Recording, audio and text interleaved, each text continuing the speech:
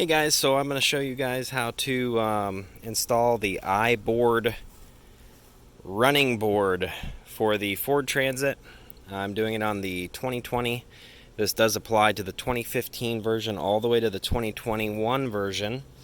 If you're going to get the iboard, it may come with instructions that says that it's only for 2015 to 2019, but that's okay, because it still works with the 2020-2021. I've already made the phone call to make sure. Also in the listing, it does say that it's for the 2020 to 2021 as well. All models, 2015 to 2021. This is not an easy job. I'm here to make mistakes, so you don't have to. There are no videos on how to install this for the Ford Transit, so I'm going to give you a little bit of insight here. The instructions are not clear on what to do with the side skirts, which are those things right there, and I removed one. Guess what? You don't have to. It doesn't say that in the instructions. If you get a different set of instructions, let me know. I'm quite upset about it actually, because I broke this side skirt here. As you know, if you have a Ford, they don't make things easily removable. It's not a Honda or a Toyota where things just pop off and pop back on.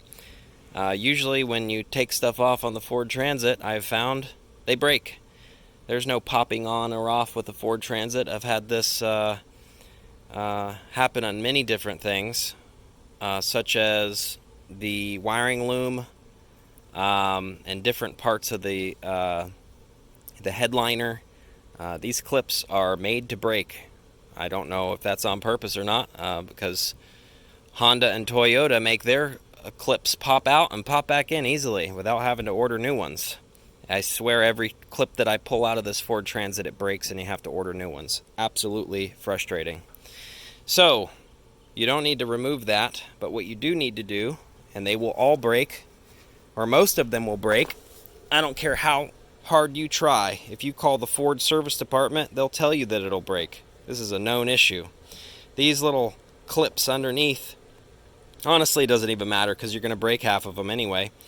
You put the screwdriver in, you rock it back and forth, not front and back, but back and forth like this. And then it'll loosen up, and then you can pull it straight down. You can use a set of needle nose pliers. In my case, I just used a flathead screwdriver and pried it from the side. I broke about half of them. I already ordered new ones on eBay. That's about $10, $11 for a set of 10. I ordered 20 because this side is 10, and then the other side I don't really know, so I ordered 20. So be prepared to break half of the clips, if not all of them. Don't remove the side skirt. It's just enough to pull it away from the side there, and that is so you can drill some holes and use some of these, which I'll show you. These are the brackets. You're going to be using the two standard mounting brackets that are already there. I'll show you.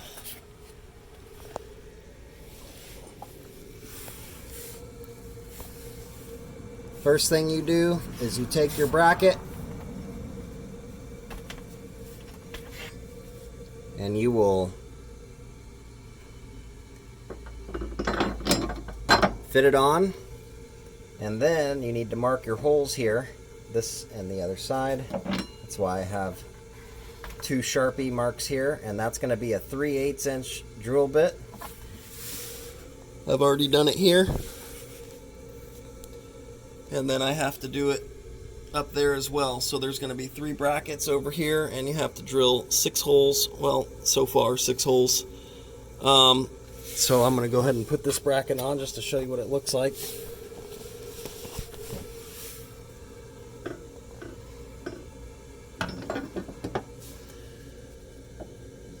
Okay, and then I'm going to use those little clips that's going to clip in between the pinch weld here, and then you can put a bolt through it because it's threaded. And then of course you can use a washer and nut there, and that's pretty much it. So I'm going to go ahead and do that, and I'll show you what it looks like here in just a couple minutes. Okay guys, so the first 3 brackets are relatively easy. You just have to drill these 2 holes out after you mark it. Remember, you have to take the clips off of this plastic piece all the way down and pull those out. You do not need to take the trim out. And then the 4th piece, which is going right here, you drill the 2 same holes, you put the clips in, and then you're going to use this,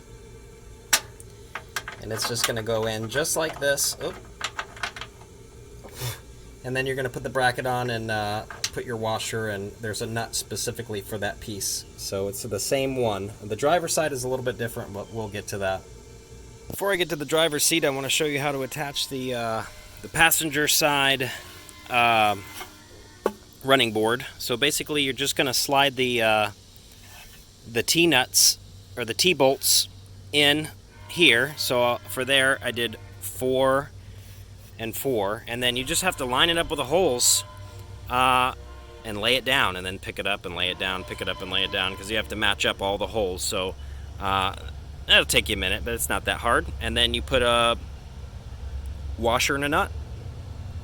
That part's simple. Onto the driver's side. This is an incredibly hard video to make, so forgive me for the bad angles. This is the driver's side. You've got the 2 bolts just like the other side, and that 1 bolt in the center instead of these 2 bolts over here. This one, you drill the 2 holes, and then you have to put one of those bolts again, just like I showed you on the other side. It's the same thing. Put it in. Hopefully it doesn't fall in, because you'll never get it. You put the bracket on, and then a washer and a nut, and then you bolt it down. Pretty simple. I'm going to stop videoing for a minute. Alright, just for a point of reference, that 1 big bolt that you have to put in yourself, and then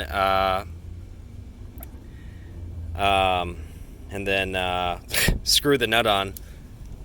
It's very difficult because it spins, but if you position it just right, I mean, you have to find different angles, it will catch.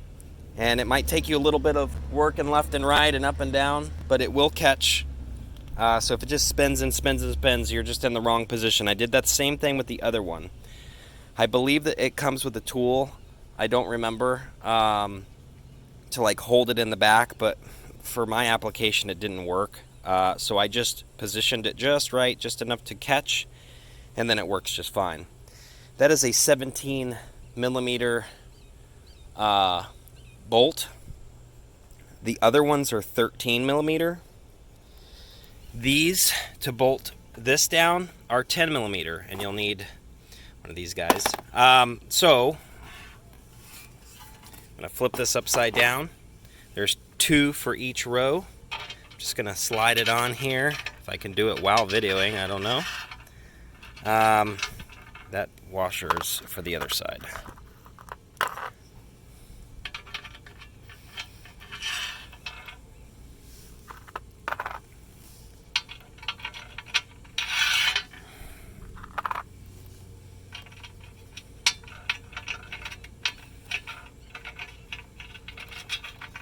Alright, so you're going to just kind of get them in a good idea of where they are. 2 for each bracket. And then this is where I said you're going to have to fit it up and down until you get it right. They just kind of hang there. And then... Gosh, I don't... Alright, so I cut you off. It's really hard to video and do this at the same time. I don't know if I could do it, but... I think you get the idea. Just got to get it in those holes and in those holes. So I got to go up and down and move them over left and right until I get it right. And then I can adjust this where I want it.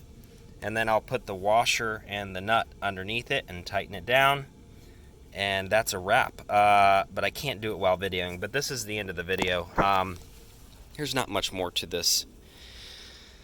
You definitely have some play. You can go left or right on that. You don't want to go too far right or too far left. You want it to be sort of centered there. But I hope this video was helpful. Just a walk around for you. I